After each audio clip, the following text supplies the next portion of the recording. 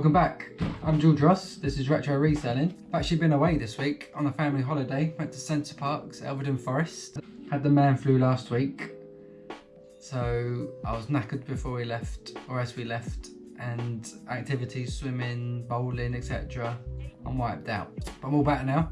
So I thought I'd film this quick video on my top 10 sales, or my personal favourite top 10 sales from February.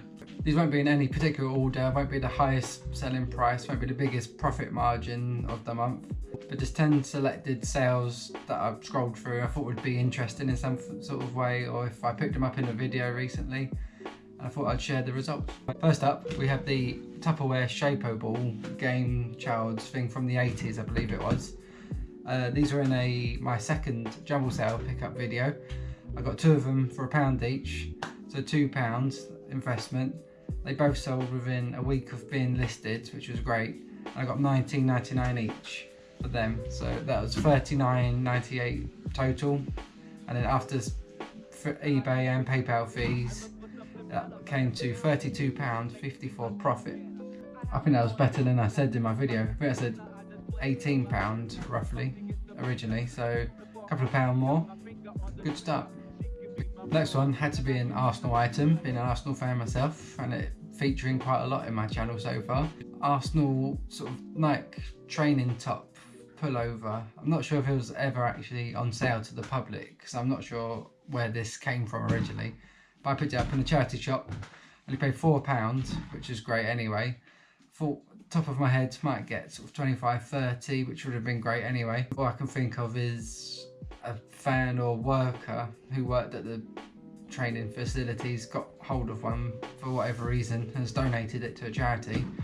So extremely rare, it's getting older. And also number 14 is Thierry Henry, one of the best players for Arsenal ever. Fact.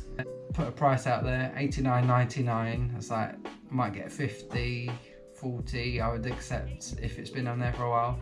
But a few days and it got snapped up straight away, $89.99. I paid £4 after fees, PayPal and eBay, not taking into consideration postage. That is £75 profit. Awesome. This one appeared, I believe, in my packaging video, and it did get there safely. Winnie the Pooh Disney CRT TV, just for like a kid's bedroom. Just liked it because of the Winnie the Pooh speaker feature, just nice and unusual. But I picked this up, I think this was a Facebook pickup. I paid £20 for it, and this one took a couple of cycles, but got the $99.99 for it, plus the postage. So my initial investment, takeaway fees, was £68.39 profit. So another healthy profit margin there. This next one's interesting because it was a retail arbitrage item that I wasn't expecting to pick up at all, because I had to be dragged along by the wife. Went shopping at HomeSense. I think they're linked with TK Maxx, which I know you can do retail arbitrage every now and then if you're picky and selective. But there's this pure cashmere, 100% cashmere, sort of big oversized scarf thing, brand new with the tags obviously. They were having a clear out sale and it was £22 I paid for this one. I looked it up, sort of sold, completed, etc. It's sort of a bit hit or miss with how often they sold. £22 I paid, sold this one $49.99, and after fees that took me to £22 profit. So I've doubled my money on a shopping trip I wasn't expecting to get anything. So happy days. Next up, another Disney item, good old Buzz Lightyear, but with the chrome super belt thingy-mabob. Ben Fitzpatrick, when he used to make videos, he needs to come back. He mentioned the chrome belt. I know people can ask quite high amounts at boot sales or charity shops for regular Buzz Lightyears, and that's what I've done here. I think I paid, it was $8 to £12 for this one, but I spotted the chrome belt, so I knew I was onto a winner. And it wasn't even in that good condition really. He had sort of marks in his back and sort of stickers coming off a bit, and obviously play marks, but I still managed to get $59.99. I put down I paid £8, I'm pretty sure that's what it was. So that came to, after fees, £44.95 profit. So a nice, strong, healthy profit. It's got there safely and got a happy buyer and a happy seller. Okay, this is my one and only auction during February. I hardly ever do them, I need to do more really. But this is a Games Workshop Lord of the Rings edition Warhammer figures. I have no idea on these sort of things. This was a private sale, sort of originally from Facebook. I bought a video camera for them, but I had loads of other stuff I looked at, including sort of PlayStation 2s, PlayStation 1s, bread and butter items. But these just in a sort of sandwich box, and there's a couple of manuals that I also picked out. I think I paid £35 for this Warhammer stuff. 2 of the books went to Amazon, they've already sold. I think one sold for 50 and the other one was 18 or 20. So I was already in profit really on the whole bundle as it was. Didn't have a clue about these, just laid them out. Started at 1p auction, 7-day listing, so it was a free listing, and just let the people who know what it is bid it up because I knew it's popular.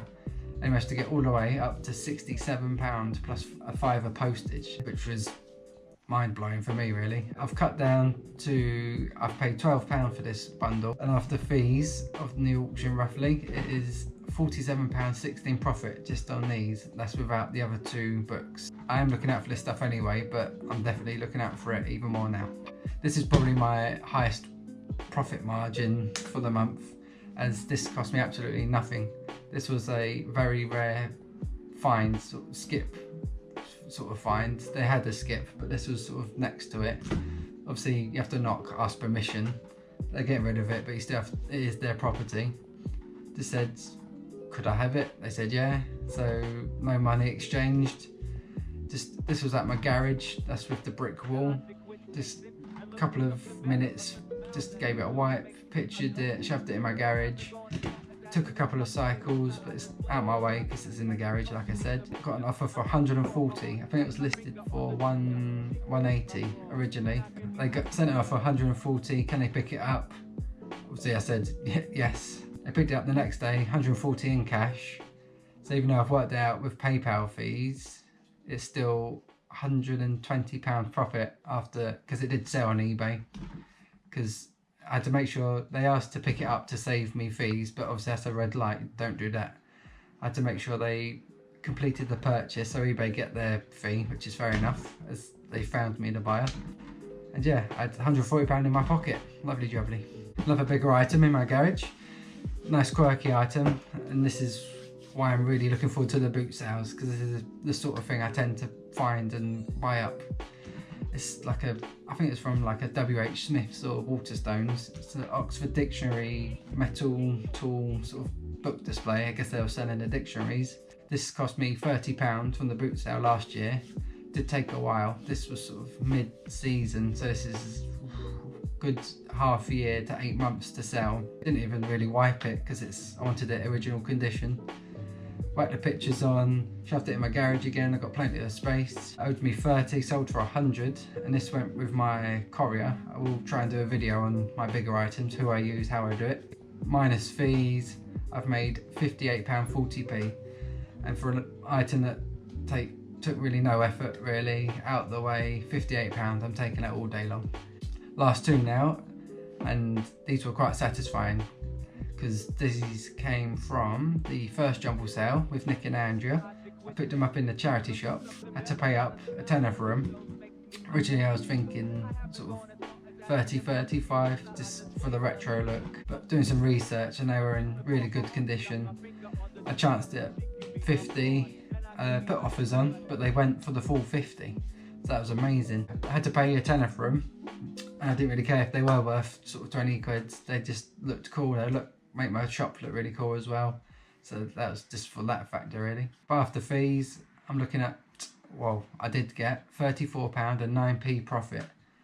And they're trainers, so it didn't take long to picture. Straight in a jiffy bag or straight in a poly bag, and happy buyer again.